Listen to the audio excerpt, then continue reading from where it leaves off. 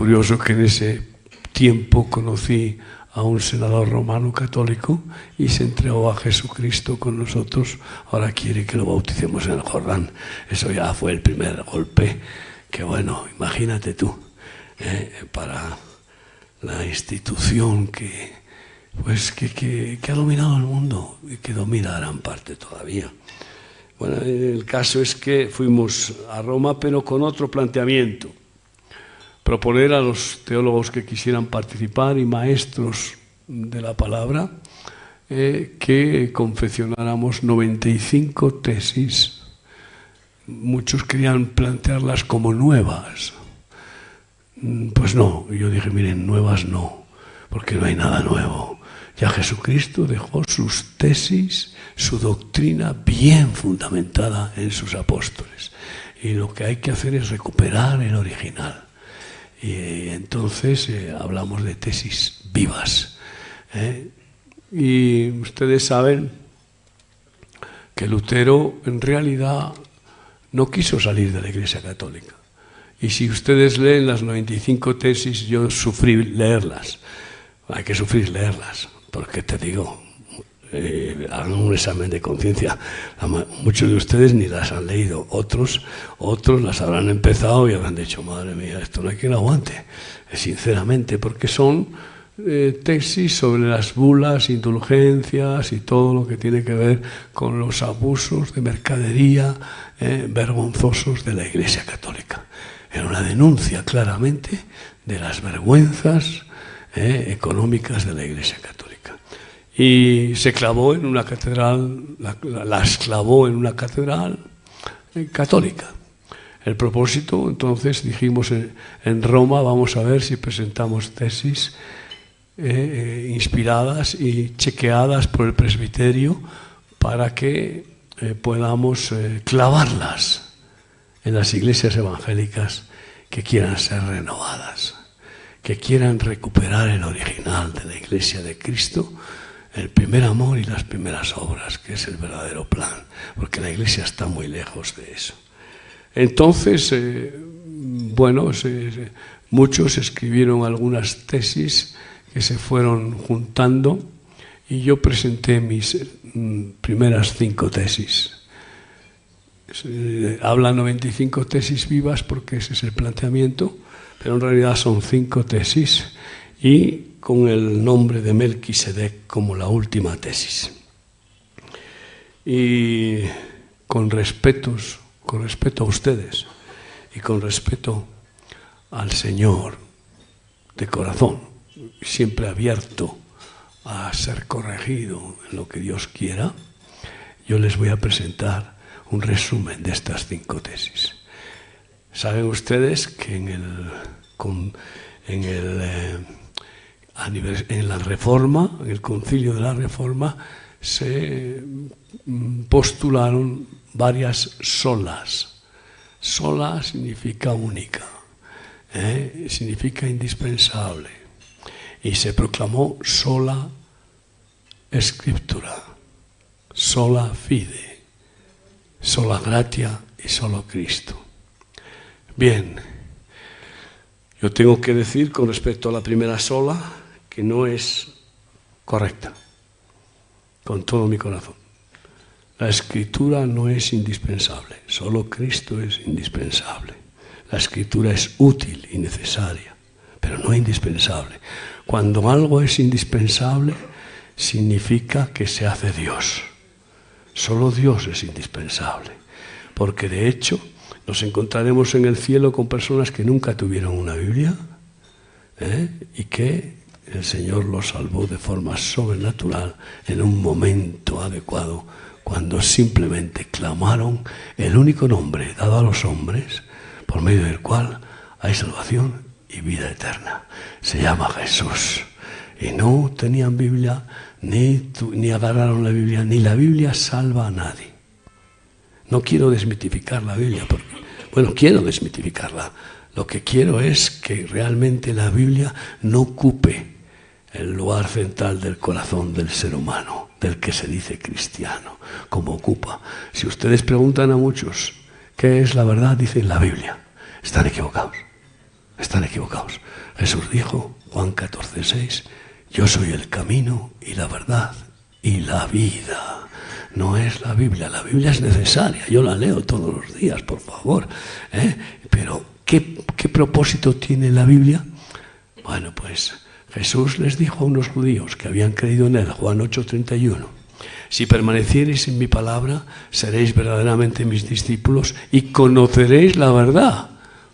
O sea que permanecer en la palabra para conocer la verdad.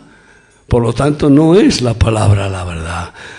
No, es una parte. Es un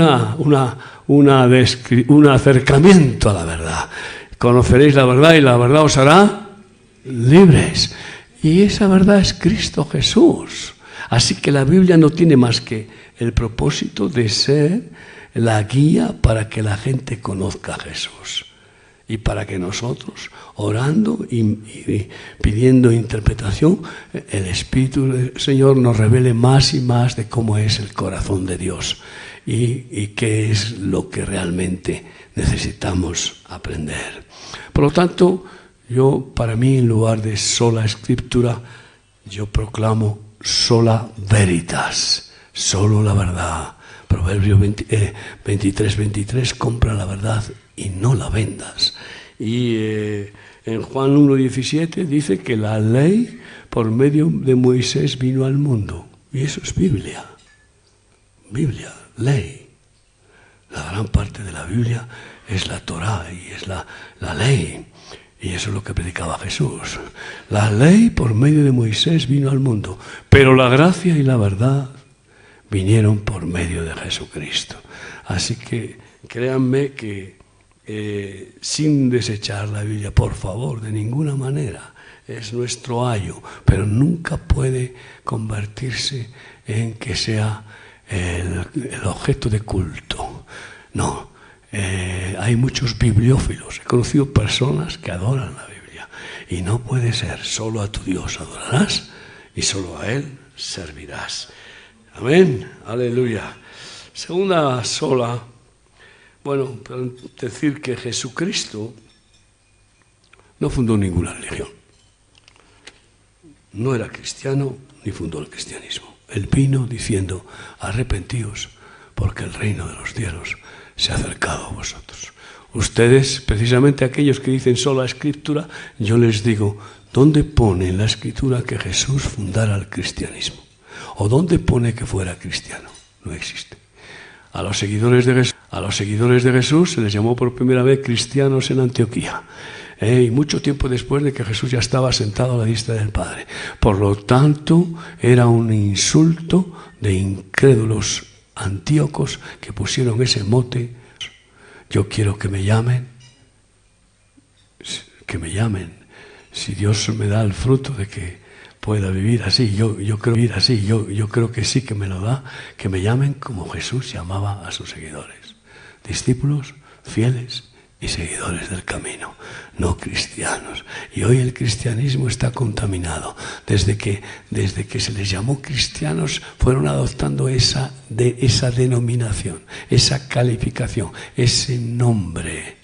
Y así, pues en realidad se dejaron llevar para desviarse del plan de Jesucristo, que era formar discípulos, no formar cristianitos. Y con todo mi respeto, pero lo digo un poco de ironía, porque Jesús pues claramente dijo, arrepentíos, porque el reino de los cielos se ha acercado a vosotros. Y a sus discípulos, Mateo 17, les dijo, id y predicad diciendo, el reino de los cielos se ha acercado a vosotros. Y el Señor dijo, no todo el que me dice Señor, Señor, entrará en el reino de los cielos, sino el que hace mi voluntad. Como yo he venido a hacer la voluntad de mi Padre. Y en Lucas 16:16, por abundar en algo tan vital. Y van a entender por qué me esfuerzo en esto, ¿no? Y es porque por el plan que ya está cercano del final de los tiempos. En Lucas 16:16 dice, la ley y los profetas eran hasta Juan Bautista, la ley y los profetas. Dice, desde entonces el reino de Dios es anunciado. Así que ha entrado la dimensión del reino de Dios, porque para eso vino el rey, para establecer su reino y echar fuera al rey malvado, al reino de Satanás, y recuperar el original de la creación de Dios para devolverle al hombre la potestad de ser rey y sacerdote. Sois reyes y sacerdotes. ¿En dónde? No en el reino del mundo, en el reino de Dios. Amén. Y desde entonces el reino de Dios es anunciado y todos se esfuerzan por entrar en él. Ustedes conocen bien claramente el Padre Nuestro, venga a nosotros tu reino. Esa es la oración principal, porque si Él reina, todo lo que Él hace es perfecto. Y para dejarles la llave más importante de la economía sin límite, que tiene Dios para su iglesia, para su familia, para su pueblo, está esa llave de oro en Mateo 6:33. Mas buscad primeramente el reino de Dios y su justicia, y todas las demás cosas serán añadidas. Miren, pero ¿qué pasa? Que la iglesia se ha llenado de Nicodemos, que no han visto el reino de Dios, porque no han nacido de nuevo. Se han hecho simpatizantes, se han hecho prosélitos, se han hecho amigos, convencidos, porque la palabra convence también, y porque además han visto que bendiciones, pues ahí que me voy, y viven siempre buscando bendiciones. Tristemente también hay muchos pastores que no han nacido de nuevo. Se han hecho profesionales, bueno, pues porque les ha gustado y les ha dado un atractivo muy grande desde el punto de vista intelectual, porque claro, el conocimiento de la Biblia es el conocimiento más atractivo en realidad para el hombre humano, pero el conocimiento amanece, es el amor el que edifica. ¿Y qué sucede? El que no ha visto el reino de Dios no ha entrado en él. Y 2 veces se lo dice Jesús a Nicodemo: si no nacieres de nuevo, si no nacieres del agua y del Espíritu, no entrarás en el reino de los cielos. Y por eso las iglesias padecen necesidad. Porque la mayor parte de los pastores, perdónenme, quiero ser sincero con ustedes, como ya me conocen, pues buscan su reino primero familiar, y después su reino eclesial, y del reino de Dios no conocen, no les da tiempo. Porque ya buscar esos 2 reinos ya ocupa todas las energías, toda la dedicación. Mientras que si renuncias a tu reino y te pones incondicionalmente como nueva criatura en Cristo Jesús, habiéndole dado tu corazón, deseando amarle con todo tu corazón, toda tu alma, con toda tu mente y con todas tus fuerzas, es decir, 100%, entonces el Rey te da el reino y vas en su nombre con credenciales de embajador plenipotencia del reino de Dios, el reino de Dios. Y miren cómo termina la historia. Pues el cumplimiento de la última profecía antes de que el Señor venga, Mateo 24:14. Y este evangelio bautista, pentecostal, no. Y este evangelio del reino será predicado en todo el mundo, y entonces vendrá el fin. Por favor, oren y despierten a proclamar: venga a nosotros tu reino. Tú eres el Rey eterno que, sentado en el trono absoluto a la diestra del Padre, gobiernas, porque tienes toda potestad en el cielo y en la tierra. Entrego los reinos terrenales para que venga tu reino, porque son incompatibles. No se puede servir a 2 señores. Si tú buscas primero tu reino familiar, tú eres el rey y eres el Señor, y después va quedando el Señor aplazado. Si buscas tu reino denominacional, podrá ser que crezcas. Bueno, yo diría más, podría suceder que engordes. He visto iglesias que engordan, pero no crecen.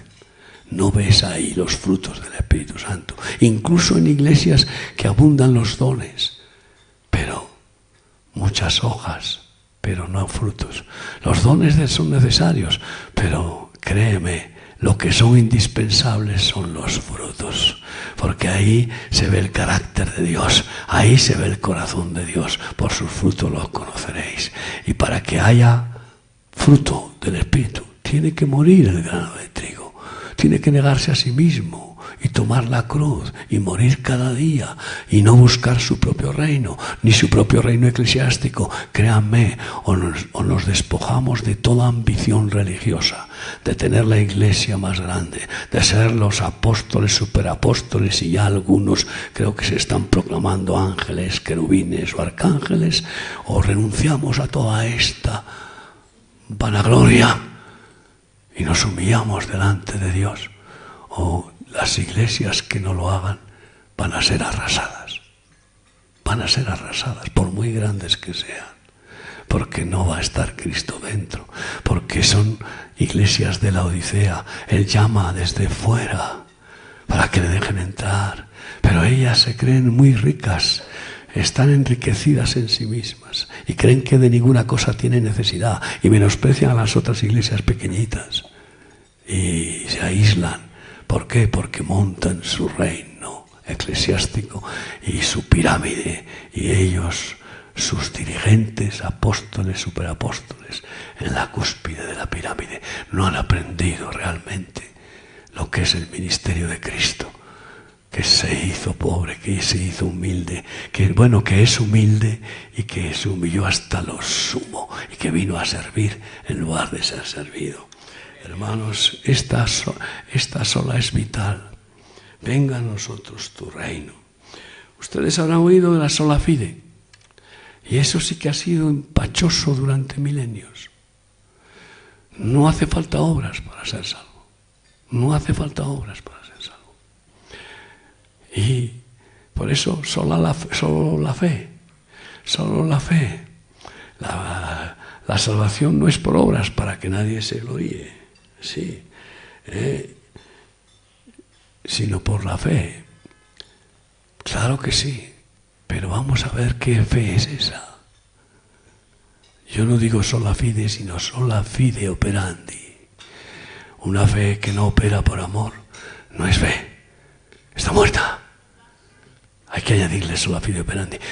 Lutero, cuando recibe la revelación de la Reforma y de que la salvación no es por obras, él hacía obras, ayunos, se latigaba, yo qué sé, se torturaba y no se sentía salvo.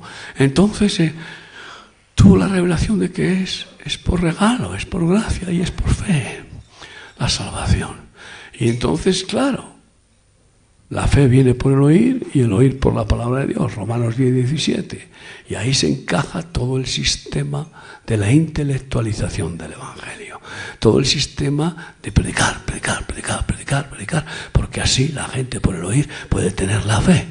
Y resulta que va al culto, recibe la fe, y como no obedece a la fe, porque no actúa, pues tiene una fe muerta. Vuelve al siguiente domingo con la fe muerta a ver si puede recibir otro poquito de fe al oír la palabra de Dios. Al final es un orejón y una bocaza, el cuerpo de Cristo.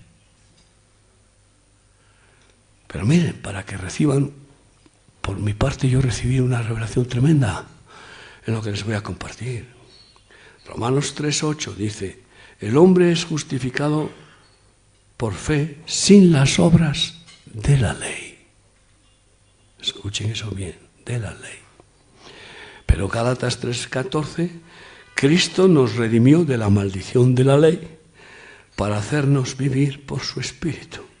Y ahora ya no hacemos nuestras obras de la ley, las obras que manda la religión en sus mandatos, que ordena el sistema religioso eclesiástico.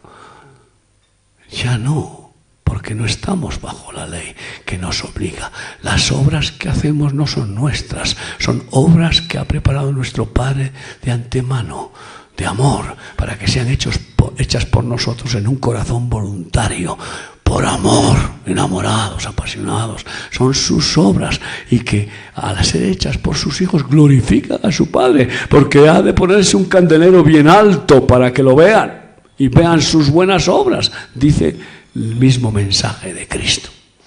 Queridos hermanos, así que El que está libre de la maldición de la ley ya no quiere hacer obras de la ley, obras por mandato, por dogma, obras porque le obligan, obras por ritual, por tradición o por estrategia eclesiástica. De ninguna manera. Todo eso son trapos de inmundicia. No valen nada para Dios las obras de la ley. Por eso quiere desligar la fe de la ley. La quiere desligar. Porque la ley manda. Y en cambio, el Espíritu da gracia para hacer voluntariamente lo que nunca pudimos hacer por sumisión al mandato de la ley. Sí, ahora yo les pregunto. En 1 Corintios 13, 1, 2, conocemos la mejor definición del amor. Si yo tuviera lenguas humanas y angélicas y no tengo amor, vengo a ser como metal que resuena, como címbalo que retiñe. Y si yo tuviese toda la fe, no un poco, porque sabemos que hay medidas de fe. Si tuvierais fe como un grano de mostaza. No, si tuviese toda la fe, de tal manera que trasladase los montes, y no tengo amor, nada soy. Por lo tanto, ¿dónde está sola fide? Ese versículo derrumba por completo lo de sola fide. Y para más abundamiento, Pablo dice a los Gálatas que para Cristo Jesús no vale ni la circuncisión ni la incircuncisión, sino la fe que opera, que actúa por el amor. Es decir, ni la ley de circuncidarse físicamente, ni el no circuncidarse. Ninguna ley. Lo que vale es la fe, la confianza en Él que actúa. Porque ¿saben qué pasa? Que si la fe viene por el oír y el oír por la palabra de Dios, Dios nos está mandando. Manda con su palabra. Dios nos está transmitiendo su corazón, su voluntad. Y entonces, si esa fe es viva y es del Espíritu, el Espíritu Santo también nos da la gracia para obedecer lo que la palabra de Dios nos trajo, fe de Cristo. Amén. Bien, yo les digo, ¿sabe cómo llamaba Lutero a la epístola de Santiago? La llamaba la epístola de paja, menospreciándola. Y aunque yo tengo que reconocer que fue un gran valiente, pero yo les voy a mostrar dos errores garrafales. Uno de ellos fue ese. Él y toda la iglesia que nació protestante, a través de ellos, pues no hicieron ningún énfasis en dar de comer al hambriento y vestir al desnudo. Y de ahí que miles de años la iglesia evangélica tiene una deuda de misericordia incalculable. Es decir, mucha palabra, pero pocos hechos, pocos frutos. Y ya es hora de que se arrepienta. La iglesia que no tiene compasión por los pobres no es de Cristo, porque Dios es amor, y amor es dar.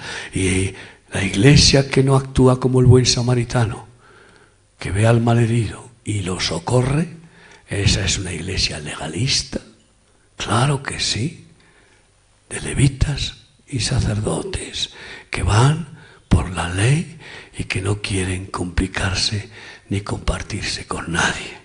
Queridos hermanos, la epístola de paja, decía Lutero, y dice Santiago 2:14, hermanos míos, ¿de qué aprovechará si alguno dice que tiene fe y no tiene obras? ¿Podrá la fe salvarle? De ninguna manera. Muéstrame tu fe por tus obras y yo te mostraré la mía. Queridos hermanos, cuarta sola, Cristo no vino a hacer creyentes. No. Es más, los demonios son creyentes y tiemblan. Y una de las tragedias más grandes que está cometiendo la iglesia la comete, es que se conforma con tener creyentes, con tal de que aumente el número de creyentes, que aumente el número de miembros de la iglesia, que diezmen y ofrenden, pero que no son discípulos y por tanto no están dispuestos a dar su vida por Cristo. No quieren perder su vida. Y el que quiera salvar su vida la perderá, mas el que la pierda por causa de mí la hallará. Y la gran tragedia de la Iglesia de Jesucristo hoy es que se multiplica el número de creyentes y los países son cada vez más corruptos, más perversos y más inhabitables. ¿Qué pasa entonces? ¿Dónde está esa autoridad delegada de Cristo a los suyos? ¿Dónde está? Pues que los creyentes no tienen autoridad. No, porque Dios Jesús daba autoridad a sus discípulos para atar, reprender, para pisar serpientes, hollar escorpiones y para echar fuera los reinos de maldad. Y con toda sinceridad la Iglesia está empapándose en una forma casi ya pandémica de tibieza.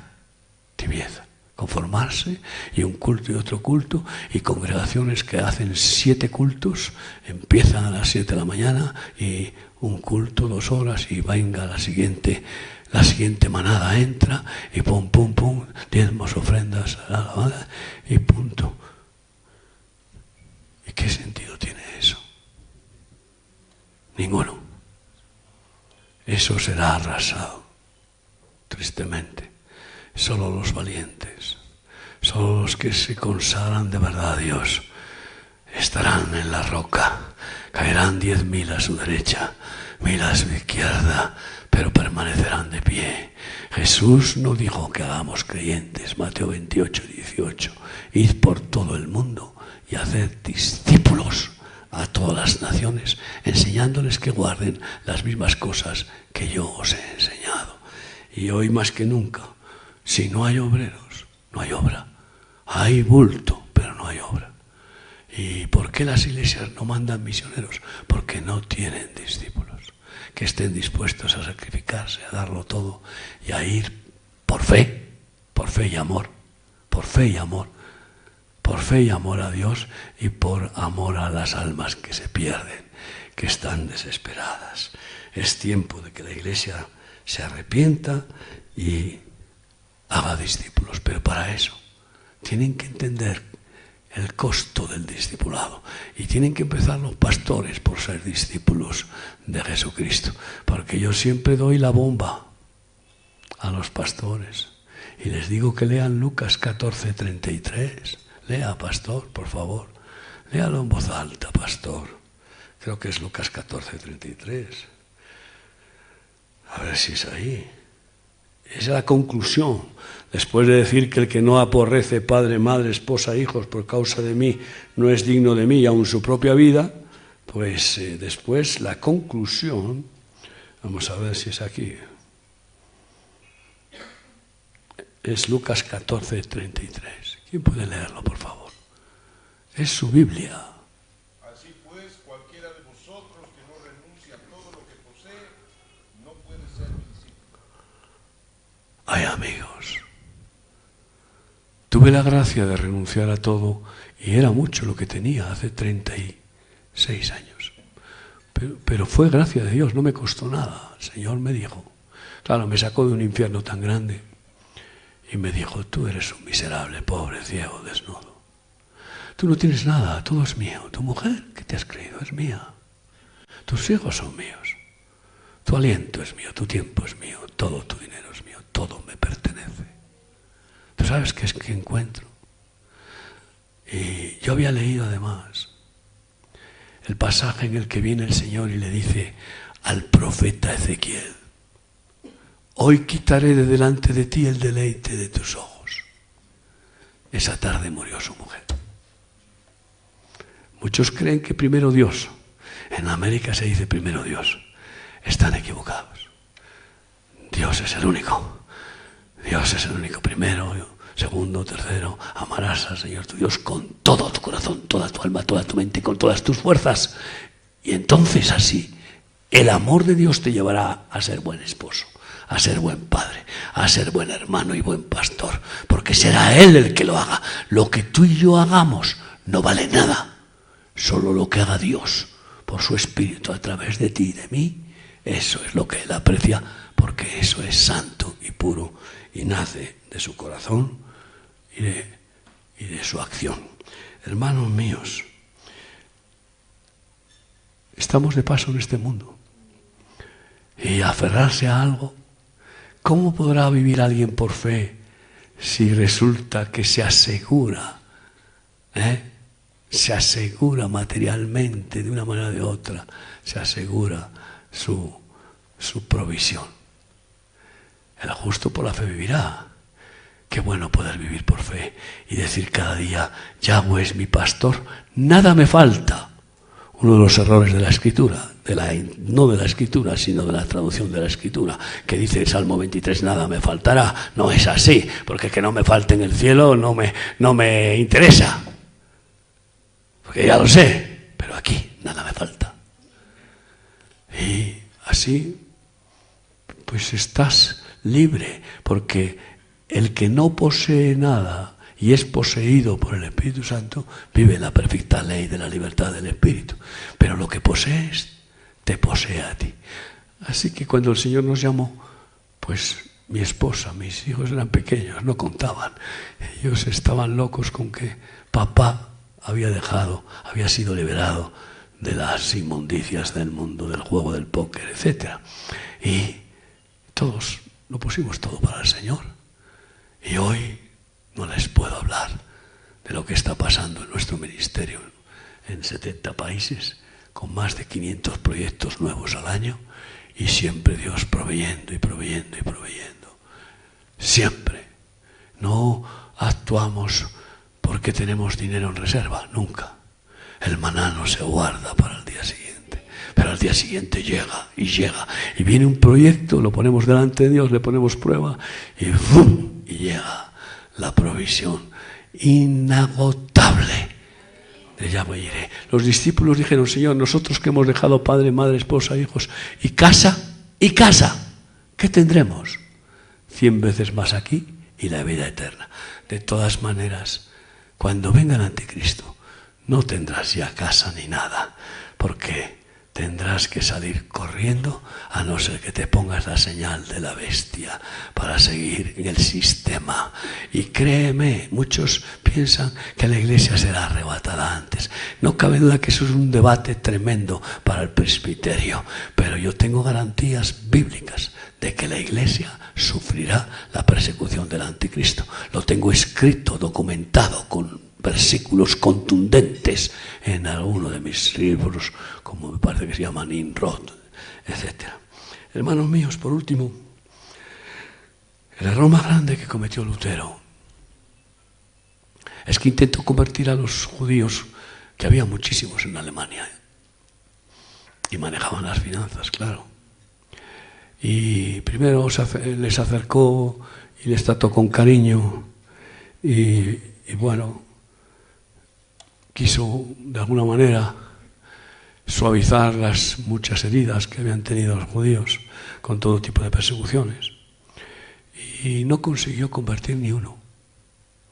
Se indignó, se airó contra los judíos de tal manera que los despreció, los rechazó y los llamó pueblo sin salvación. Y escribió un libro que además, y ese libro era, el título lo pueden buscar en internet, Contra los judíos. Y predicó, después nada más escribir su libro para presentarlo, predicó su exposición, su exégesis sobre los judíos. Y murió. Y murió, amigo mío. Y murió. Y entonces yo llevo 16 años con un despertar de amor por Israel que no es racional. Yo no me preocupaba por Israel para nada. Yo estaba centrado en los drogadictos, los alcohólicos, los vagabundos.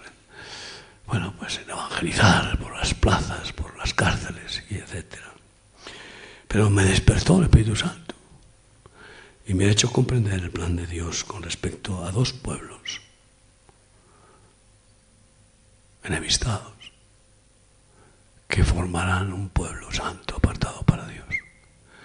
El primero fueron los judíos, el primogénito, porque la Biblia que ustedes leen habla de que es el pueblo escogido de Dios, un pueblo con Abraham, un pueblo Y entonces el siguiente es un pueblo que, habiendo sido inmundo, idólatra, despreciado, Dios tuvo misericordia para entroncarlo en el pueblo de Dios. Y por eso, pastor, lea conmigo Romanos 11:11, que quiere decir la palabra de Dios para ustedes, para nosotros, que no éramos pueblo de Dios, que no estábamos dentro del pueblo del libro, de la Torá, que era Israel, desde hace miles de años. No, nuestros ancestros estaban matando, robando, adorando ídolos, etcétera, etcétera. ¿Quieres leer, por favor? Romanos 11:11. Digo pues, han tropezado los de Israel para que cayesen en ninguna manera, pero por su transgresión vino la salvación a los gentiles para provocarles a celos. No están condenados, sino que ahora aquellos que rechazaron a Jesús nos han dejado sitio a nosotros, para que nosotros tengamos como primera responsabilidad provocarles a celos. Tremendo. Claro, esto puede conllevar a una estrategia diabólica de formar los mesianismos evangélicos que confunden lo que es amar a Israel y provocar a celos a Israel con judaizarse. Y ahí es en donde el diablo lleva a las iglesias a que cometan el anatema que dijo Pablo, que prohibirán comer determinados alimentos, etc. Estaba hablando de los judaizantes. Y entonces eso no es provocarles a celos, porque conocer, por ejemplo, a algunos que son pastores y que van por el mundo diciendo que son rabinos, si se presenta un pastor así ante los rabinos judíos, el rabino dice, pero este hombre no sabe ni por dónde va. ¿De qué va? ¿De qué va? Qué ridículo más grande. Yo estoy provocando a celos a rabinos. El año pasado un rabino de Jerusalén, que es mi amigo, él le dice a mi mujer, tu marido casi me convierte.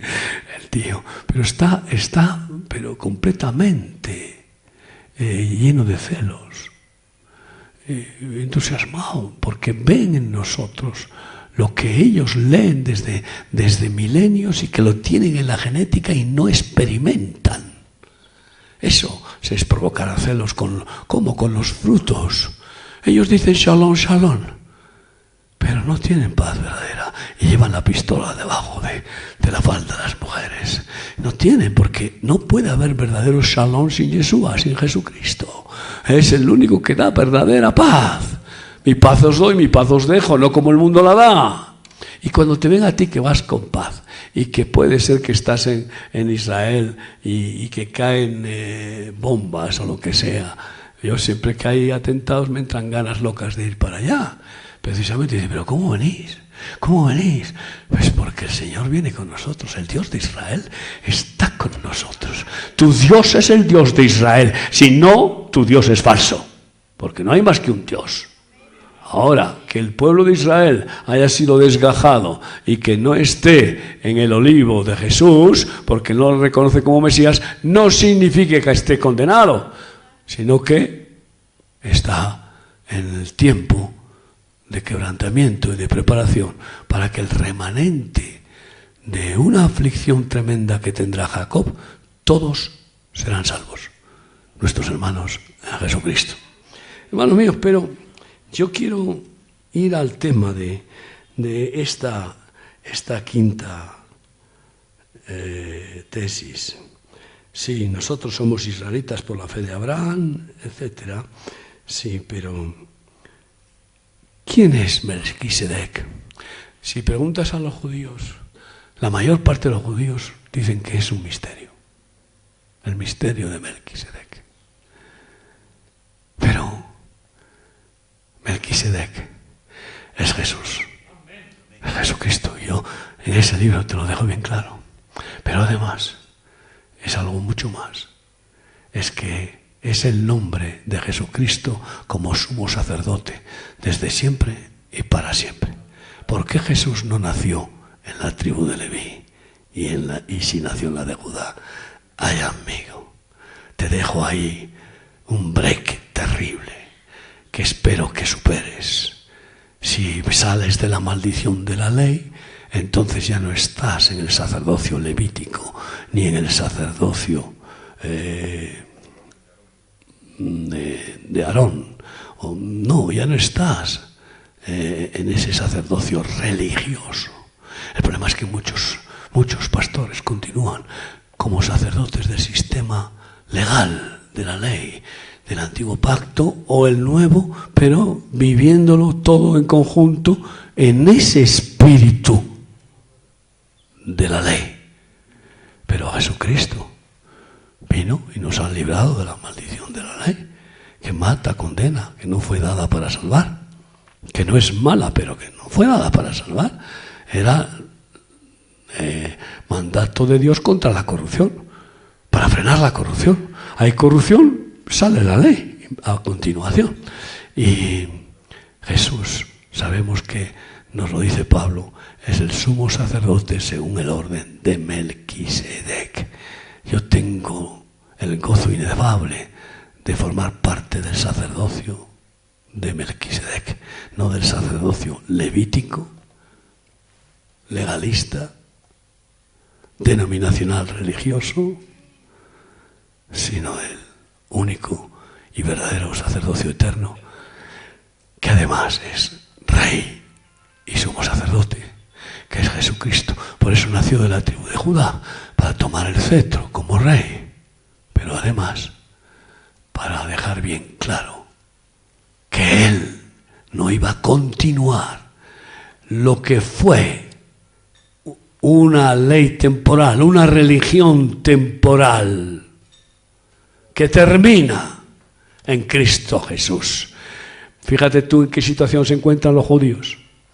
Yo por eso me duele muchísimo ver que evangélicos se judaizan. Fíjate qué situación están. No tienen templo, no tienen sumo sacerdote, no tienen levitas, no tienen sacerdotes, no tienen sacrificios, no tienen nada. Y así llevan 2000 años. Pues entonces, ¿por qué? Porque pasó. Sí que se van a esforzar otra vez en restaurar el templo, pero les va a durar 4 cucharadas. Lo van a conseguir. Porque los legalistas insisten. Para mí no es ninguna gran noticia que construyan el templo. No es una honra a Cristo. Porque nosotros somos el templo de Cristo. Es la iglesia su templo. Y por tanto todo eso volvemos al legalismo, al sistema religioso. Si usted está agarrado por su denominación, usted pertenece al sistema levítico. De la ley, de la estructura, de la norma, de mandamientos que vinieron de los fundadores de su denominación y que incluso en muchos casos son contrarios a la verdad. Y que se mantienen como si fueran verdades y se practican como si fueran verdades. Eso es lo que denunció Jesús precisamente de los fariseos. Sí, y eso es lo que les pasa hoy a los judíos. Creen más en el Talmud que en la Biblia. Usan más la Mishnah,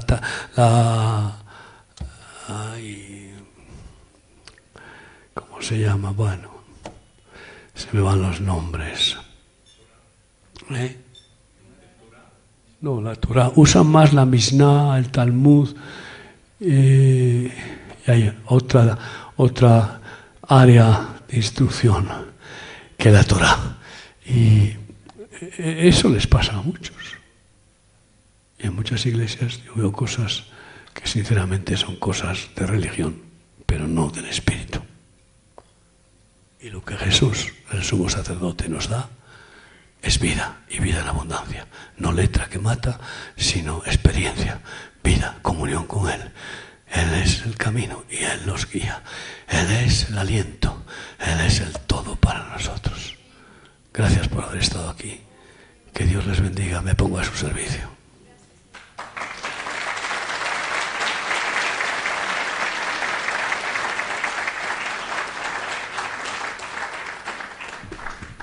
Es el esfuerzo que hace el Ministerio Remar, la Iglesia, Cuerpo de Cristo, para que podamos escuchar esta palabra y no solo escucharla, sino también tener un testimonio escrito de la palabra del pastor Miguel Díez. Permítanme, este es el libro, 50 bolivianos, está allí con el hermano Raúl. Este libro lo presentamos el año pasado, Luna Creciente, y habla sobre el origen, las controversias y la actual situación de conflicto del Islam. Así que ambos libros, este está a 60 bolivianos y este está a 50 pesos. Por favor, no se vaya usted sin adquirir un libro de autoría del pastor Miguel Díez. Hemos puesto precios accesibles para que usted pueda leerlo, este libro, y bueno, sacar las enseñanzas que de manera genérica y en algunos puntos puntual ha expuesto hoy el pastor Miguel Díez. Van a haber preguntas, por favor, van a haber interrogantes también, va a volver aquí el pastor Miguel Díez, alguna inquietud, usted la puede formular. Permítame, por favor, pedirle a mis hermanos pastores, copastores de Remar, vamos a pasar una ofrenda, por favor, hermanos pastores, gracias por estar aquí, gracias por haberse sumado a esta reunión. Vamos a solicitar, a bendecir este tiempo, a bendecirnos cada uno de nosotros, orar por las ofrendas, por fe, proclamamos que estas ofrendas van a multiplicarse para que la iglesia pueda hacer la obra evangelizadora, para que la iglesia pueda hacer la obra de formar discípulos y para que la obra social del ministerio, como lo hemos visto en el video que hemos presentado, pueda ser las manos solidarias, las manos de amor para tantas personas que necesitan de esa luz y sal que es la iglesia convertida en obras de amor y de misericordia. Lo que recaudemos en este desayuno va a ir directamente a la obra social del Ministerio Remar. Recalcar que el pastor Miguel Díez no cobra por estas ponencias, por visitarnos. Él se ofrenda también en su experiencia para que nuestro ministerio pueda seguir trabajando y la iglesia de la cual somos parte, todos los aquí presentes, podamos recibir una bendición. Por favor, hay unos sobrecitos que acaban de poner los hermanos, ofrende usted, póngalo allí en la canastita. Agradecemos las ofrendas que ustedes brindan al ministerio, un ministerio interesado en trabajar por la unidad de la iglesia, un ministerio de amor, de misericordia. Yo sé que aquí hay muchos hermanos que entienden y no solo entienden, sino apoyan la labor del Ministerio Remar. Por eso que es un gusto poderles invitar y que ustedes estén aquí. Gracias, hermanos. Motiven por favor a sus iglesias, pastores, a que colaboren de muchas maneras con el Ministerio Remar. Tenemos muchas formas de coger recursos. Motiven a los hermanos a dar, a comprar, a adquirir los productos que nosotros ofertamos, las ofertas de servicios que tenemos también como ministerio. Siempre hay algo, hermanos, que nosotros podamos hacer por esta iglesia. Yo sé que aquí hay varios hermanos que aman esta labor que nosotros realizamos y la apoyan. Por eso que les agradecemos y reitero, es un gusto tenerles aquí. Permítanme, hermanos, orar por estas ofrendas. Amén. Amado Jesucristo, gracias porque un día tú nos llamaste a hacer ofrendas vivas, bendito Dios. Gracias por todos aquellos que hemos comprendido ese llamado. Te pedimos que tú multipliques el dar de tu pueblo, bendito Dios. Te pedimos que allá donde hay una necesidad, las ofrendas sean extendidas también. Te agradecemos por la iglesia de Bolivia, aquí en parte reunida, bendito Dios. Te agradecemos por la obra social del Ministerio Remar. Te pedimos que tú sigas extendiendo nuestros brazos, nuestros pies, nuestra generosidad y nuestro corazón solidario para llevarlo ahí donde hay una necesidad, Señor. Gracias por estas ofrendas. Multiplícalas, bendito Dios, para que los comedores benéficos de la obra de Remar aquí en Bolivia sigan dando alimento, Señor, este año 2018 y los venideros, para que la obra, Señor, de ir a las cárceles, de restauración de vidas, de rehabilitación, para que los centros, Señor, de acogida de madres con hijos, centros de rehabilitación de varones con adicciones, de la obra de Remar, Señor, se siga desarrollando y pueda ser solventada, bendito Dios, en las necesidades y requerimientos. Te agradecemos, Cristo, por el dar de mis hermanos pastores, hermanos en la fe. Te pedimos que tú sigas dando, Señor, y desatando recursos para que tu iglesia siga siendo la obra de amor, de misericordia, la obra, Señor, de evangelismo, la obra de formar discípulos, la obra de financiar también a los misioneros que tienen el llamado de ir. Gracias por estas ofrendas, que aquellos pastores, Señor, que hoy han venido a este lugar también sean bendecidos en la economía de su ministerio, de sus hogares. Gracias, Señor, por estas ofrendas, en tu santo y poderoso nombre. Amén. Amén, hermanos.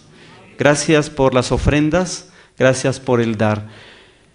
Mi hermano Juan Carlos aquí nos va a apoyar con un micrófono inalámbrico. Si de parte de ustedes hubiese alguna inquietud, alguna pregunta al pastor Miguel Díez, él va a volver aquí para absolver algunas inquietudes. Por favor, soliciten el micrófono, pueden levantar la mano.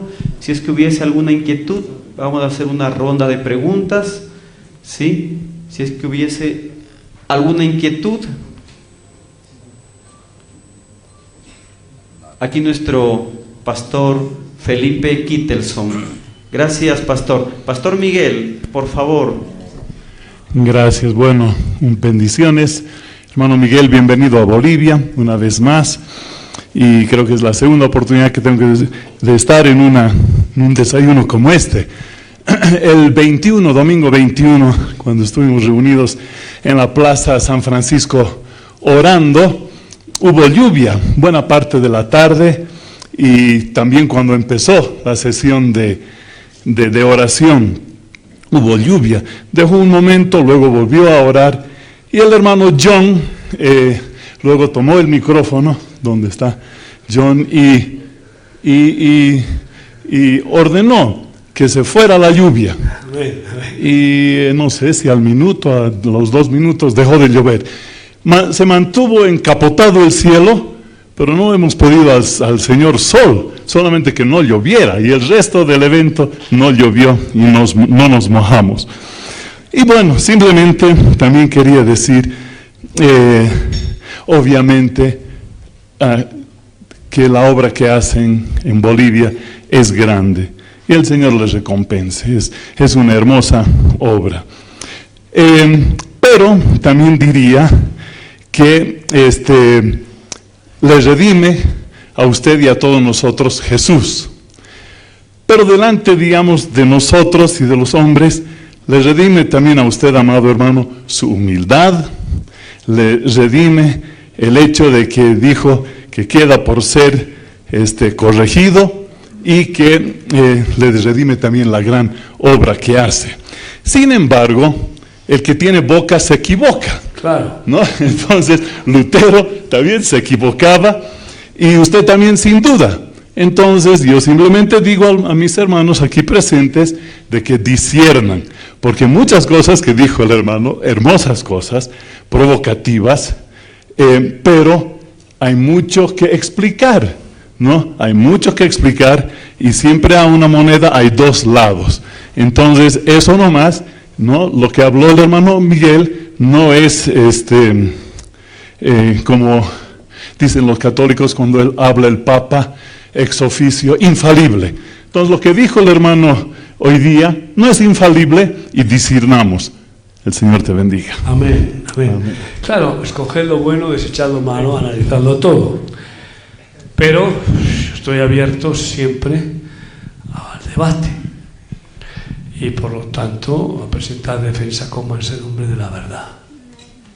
Y la verdad ahí está escrita, la Biblia, documentada.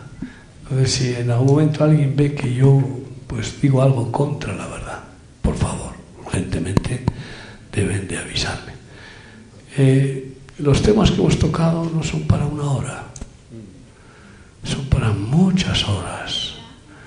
Imagínense 5 tesis. si seguimos hasta las 95, ¿dónde vamos a estar? Porque hay un montón de áreas en las que tenemos que seguir investigando, escudriñando la Escritura, orando y decir, Señor, el original. Y por tanto, pues hay que seguir adelante.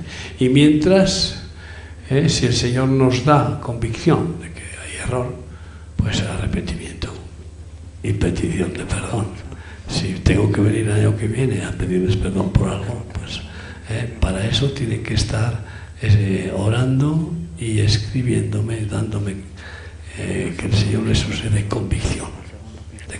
No soy infalible, nadie lo es, pero les digo una cosa, me pongo a buscar constantemente y a vivir lo que predico. Pido ayuda al Señor que me dé la gracia de vivir lo que predico.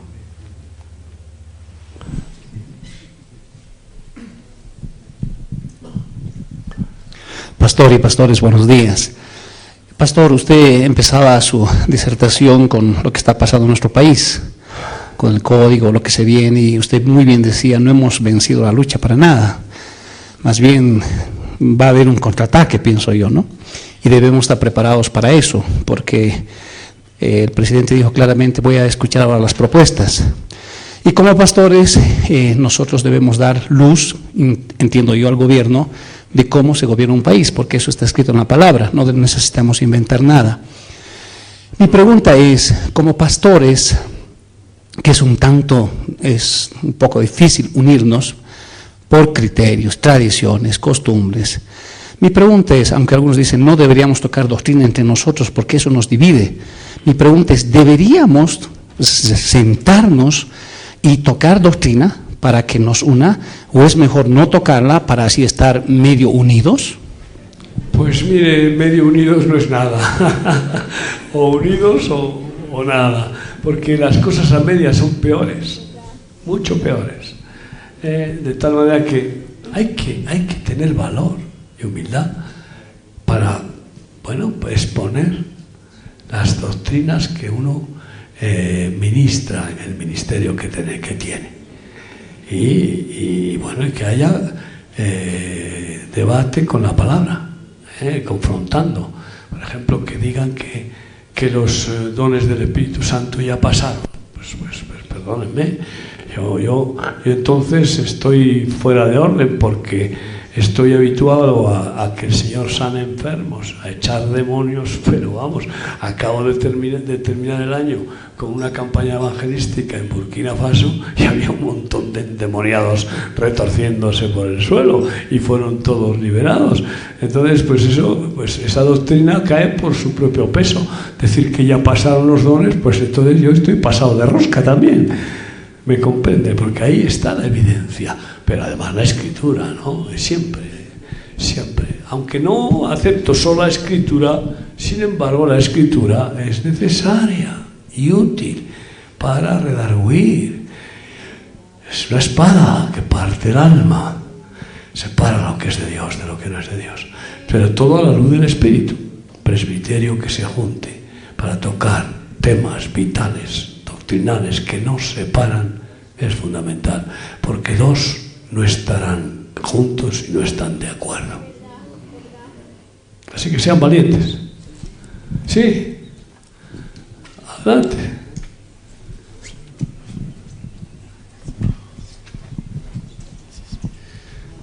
Pastores, amados hermanos, muy buenos días, que Dios les bendiga.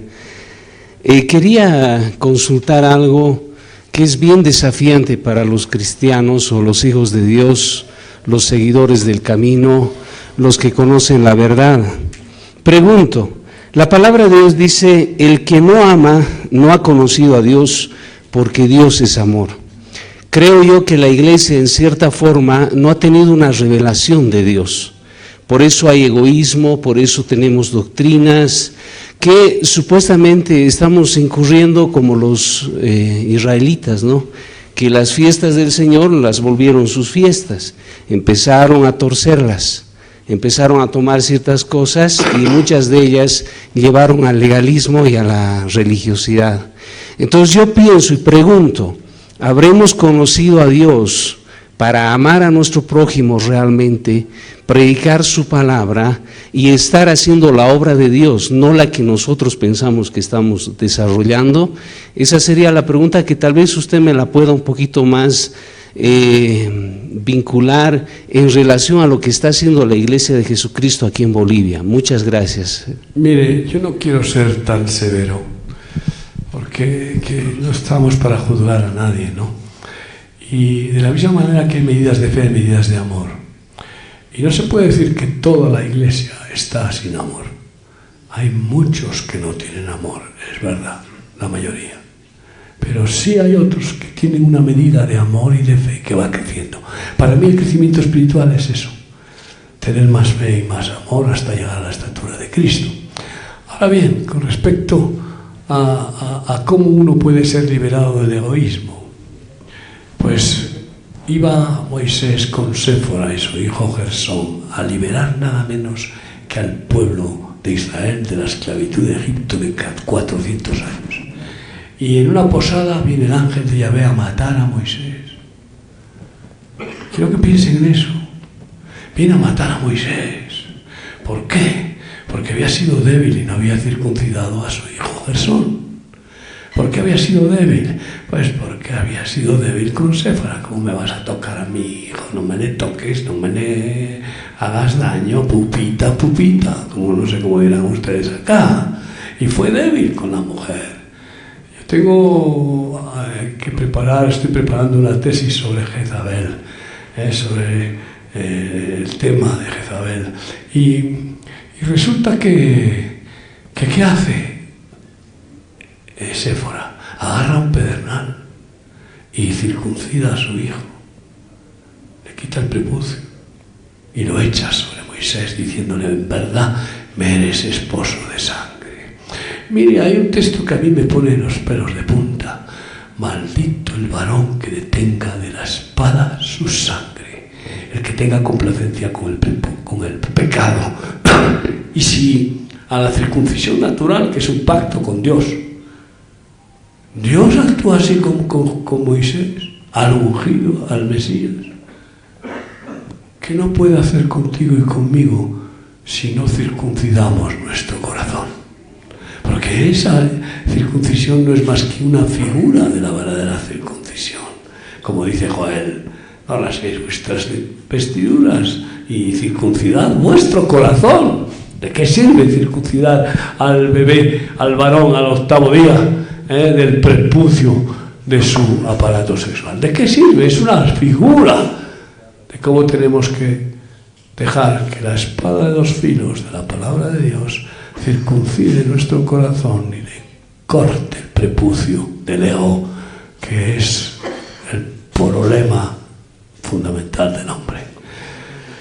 Y eso hay que hacerlo cada día, porque ese prepucio, oye, yo que estuve en un hospital trabajando muchos años, he visto cómo puedes amputar algo y vuelve a crecer, extirpas un tumor y vuelve a crecer, Así que ese prepucio no hay que darle cuartel. Hay que pedir al Espíritu Santo que lleve nuestra mente cautiva a su mente y que haga morir las obras de la carne en nosotros, lo haga Él cada día. Y así pues vamos siendo perfeccionados y vamos amando más de forma espontánea, porque en esa purificación, santificación, el Espíritu de Dios dentro de nosotros chorrea su amor y no puedes pararlo, tienes que regalarlo, porque el amor ni se compra ni se vende. Hoy muchas iglesias cobran entrada para escuchar la palabra de Dios en sus fenómenos, en sus eventos. Mal asunto. Pastor Miguel, buenos días. Sabemos que usted se mueve en lo profético y doy testimonio de eso. En el mes de diciembre usted dijo que comienza el intifada de cualquier momento. Y a los 3 días de que usted dijo, Donald Trump decretó o anunció de que iba a poner su embajada en Jerusalén. Quisiera saber un poco más en lo profético qué significa esto, qué va a suceder.